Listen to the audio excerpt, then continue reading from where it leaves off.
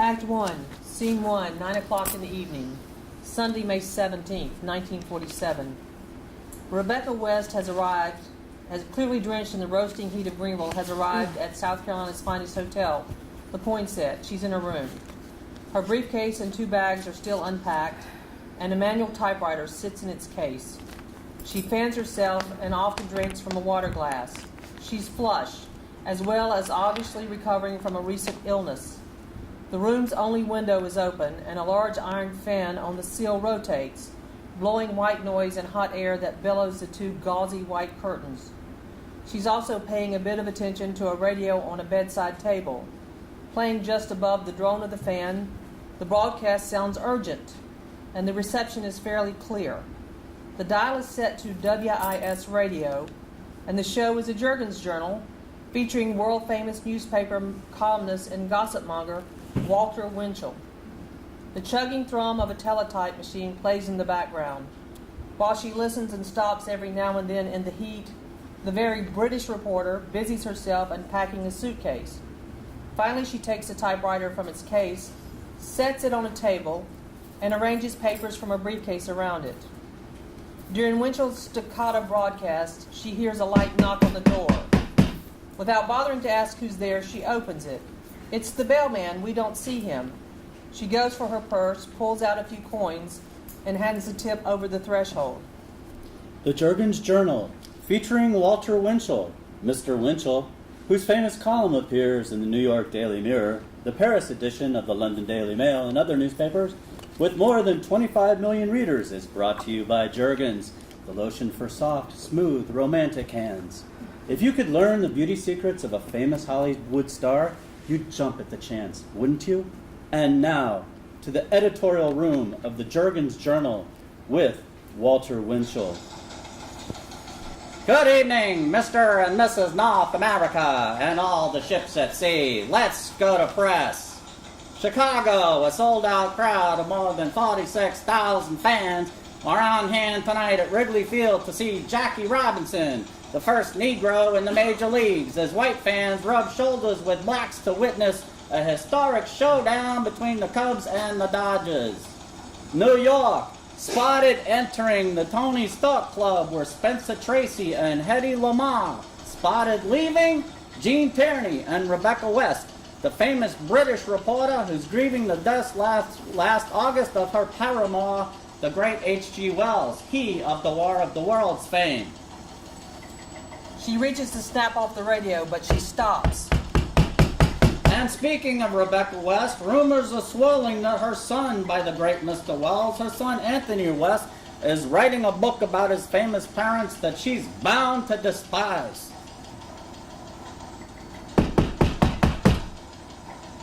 Greenville, South Carolina, Harold Ross's intrepid magazine, The New Yorker, is sending the aforementioned foreign reporter to cover the trial of a gang of 31 murderers here who lynched an innocent young Negro.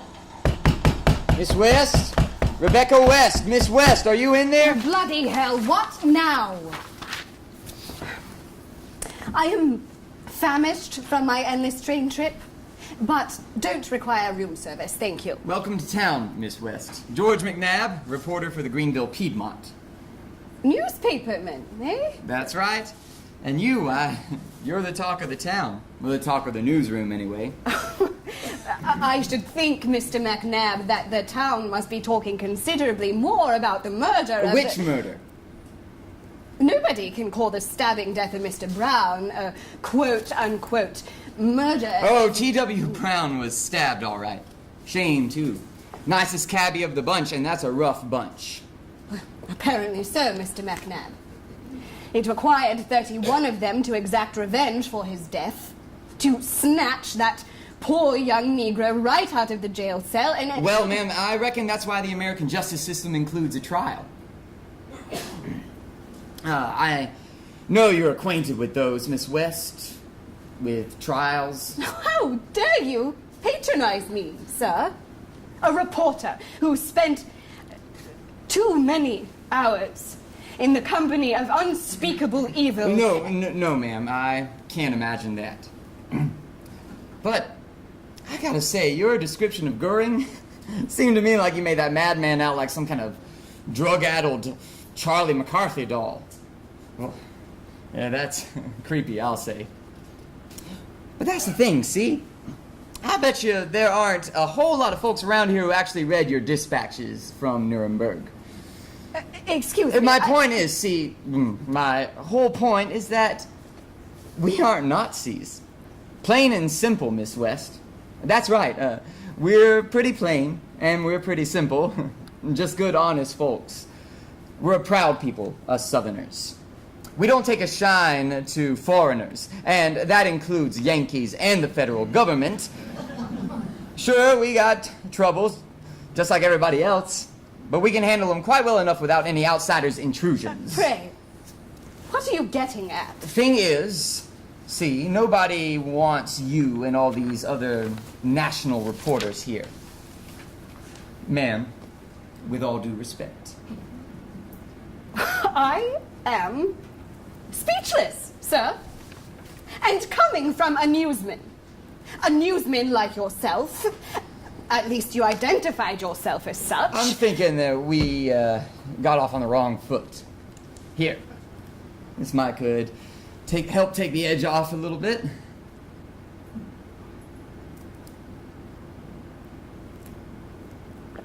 Oh. I don't believe I tasted even one single drop of Greenville's renowned water. Moonshine, the real article. Speaking of articles, Mr. McNabb, I must begin preparing for the work required Say, for this... why'd great Harold Ross send you all the way down here to cover a purely local story? This is hardly a local story, my dear Mr. McNabb. The largest lynching trial in the nation's history, with the involvement of the FBI...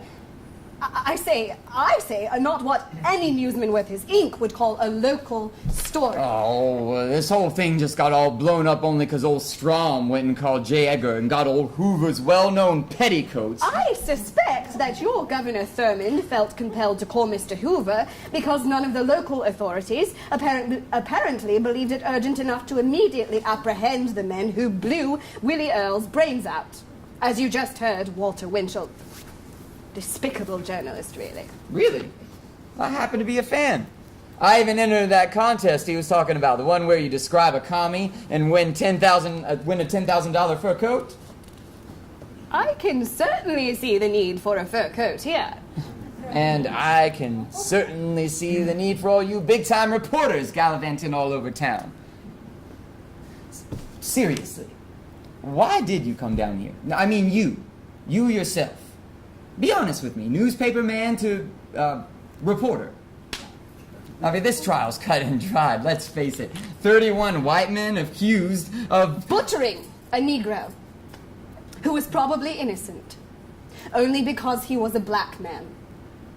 Mutilated and dumped by the side of the road next to a slaughterhouse, of all things, just because... Please, Miss West, Willie Earle stabbed Mr. Thomas Watson Brown to death.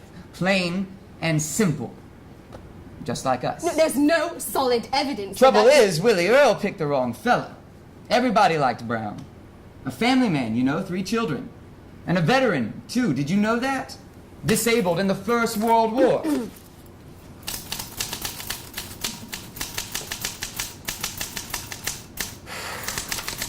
Hotter than the hinges on the gates of hell here, isn't it? And getting hotter, too, I'm afraid. Maybe for you. We'll be just fine, thanks. Whether these men, any or all of them, are found guilty of lynching or shooting Willie Earle, well, I expect they won't be. I'll bet you a month's worth of mill wages that they'll be found innocent. But they all but confessed in their statement. Coloreds don't go stabbing and killing white men without... Wait, that's justice, Mr. McNabb. What you consider justice and what we require of it are two separate things. Ah, so justice just happens merely to be the handy rhetorical pocket knife that men use to fight the dragons of their own barbarity? Well now, isn't that some flowery speechifying? See, That's part of the trouble with you outsiders. Say, Mr. McNabb, you don't have any children, do you? How's that? Imagine what the mother of this Mr. Earle... Oh, Tessie Earle. Mrs. Tessie Earle? Tiff. You couldn't possibly imagine the horror this woman must be experiencing. Her child, Mr. McNabb. Her son. Only 24 years old, in jail for a crime nobody can prove. Can you even begin to understand what that woman must be going through? You couldn't have any notion what a mother's love has to do with... Oh. This is about your son, isn't it? The child that you had with Mr. Wells? He was still married. You know what really strikes me as odd? Well, your impertinence does, sir. Nevertheless, in response to your original question, why did Harold Ross send me here? Other than the fact that you've made your fame and fortune as a great reporter. Very well. If you'll indulge me a moment, I'll share with you a peculiar anecdote. She stands and turns and looks out the window as if gazing into her past. She fingers the billowing curtains. I was 5 years old. This was autumn, 1897, mind. You were far from yet born.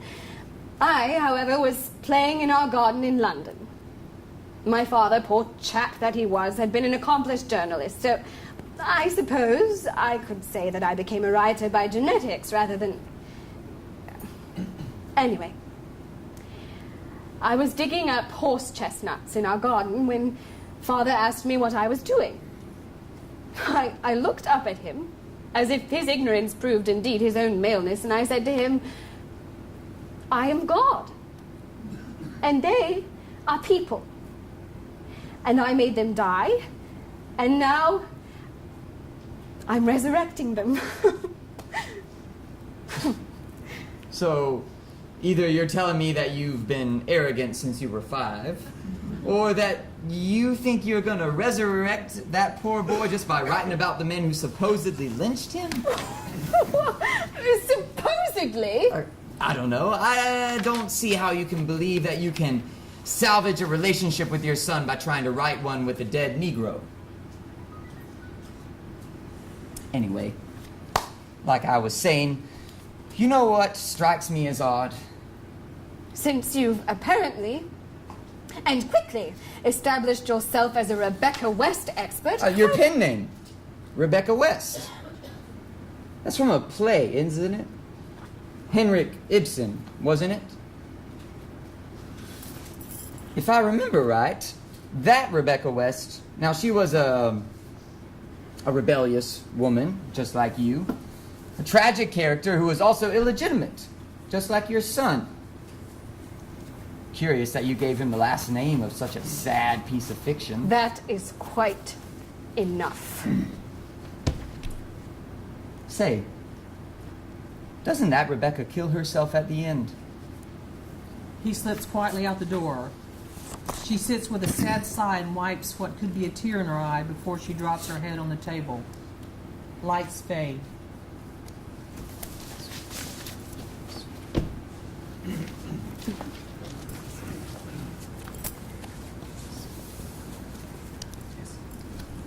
Scene 2, later that same evening.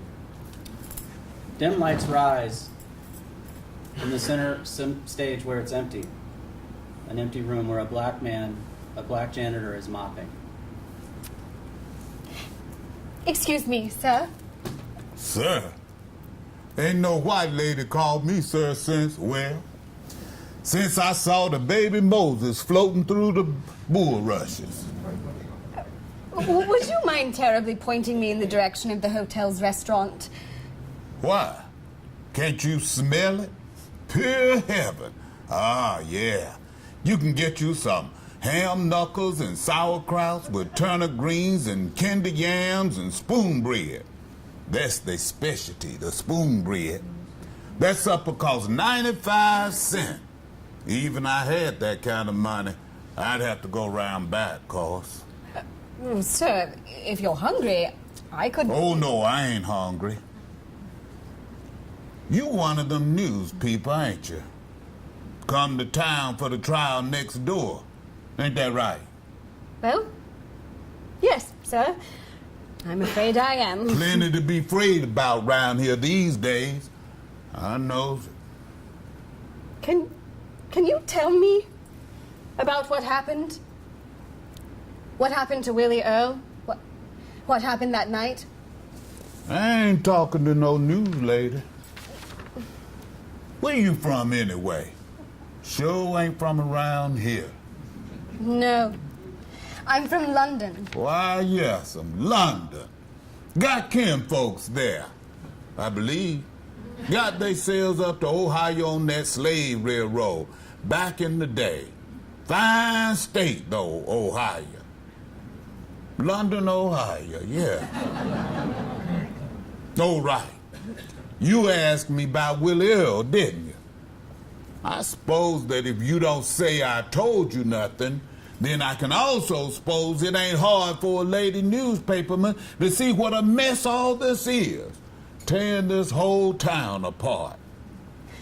Did you hear or see anything the night that Oh, I saw plenty, yes. Fact is, I see things every night. You see, once I get done cleaning here, why, I just go right out behind the hotel to the sheriff's office, usually around 1, 2 o'clock in the morning. The sheriff's office? Right next door to Yes, here? yes, I'm back here. Everything's real tight together downtown. Right over there, the Blue Ribbon Cafe.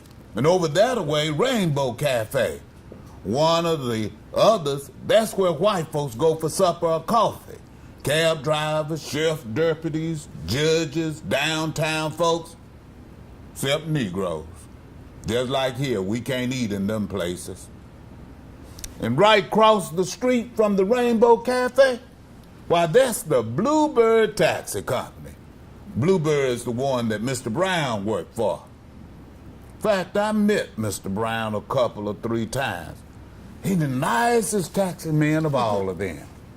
What are they like in general, the cab drivers here? Oh, they something else, let me tell you. I hear some of them deputies talking about them sometimes. The drivers. Police say that the taxi men into prostitution and number games. Small-time rackets, whatever them things is. Did you see any of them the morning that... Of course I did. All I had to do was look right out the windows at the sheriff's office. I see them men all getting to the drive down to Pickens. That's where poor Willie got took to jail. Down in Pickens. Not too far from Liberty, where he was living with his mama. Liberty? Did you say Liberty? Kind of an ironic thing. Oh, that he no. Far as I know, Willie's mama didn't work for no white family. She works at a cafe. She didn't work at no ironing. Of course not. Please do go on. All right. Anyway, it was back in February. Cold. Colder than tomorrow's collard greens. Long about 3, 4 o'clock in the morning, them cabs start lining up. Start driving down to the jail so they can fetch Willie Earle. And then what happened? Oh, I don't rightly know exactly.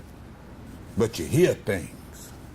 Such as... Well, they say that the worst one, the one that got everybody all riled up, he's called Roosevelt Hurd. Roosevelt Carlos Hurd. Strange name, ain't it? They say he didn't even get past 3rd grade, and he calls me a dumb nigger. Come now, at least, I got past 6th grade myself, and that was before I had to start working down at Brandon Mill, same one that old Shoe Jolis worked. Shoeless Joe worked and played ball. And now, Mr. Jackie Robinson, he... Can you tell me something? Sorry, excuse me. I don't mean to sound uppity, miss. But you ain't from around here. And you a woman. And you white. Ain't no way you ever gonna understand, not a single bit of this. Even if you did pass 10th grade. But I am a mother, sir. Just like Mrs. Earle. And I, too, have lost my son. Perhaps not... Lord, yes. Well, suppose nobody ain't never gonna know what that poor woman going through. But I can tell you one thing. Y'all white people, especially Yankees from up round Ohio and whatnot, y'all ain't gonna never understand colors. Thank you.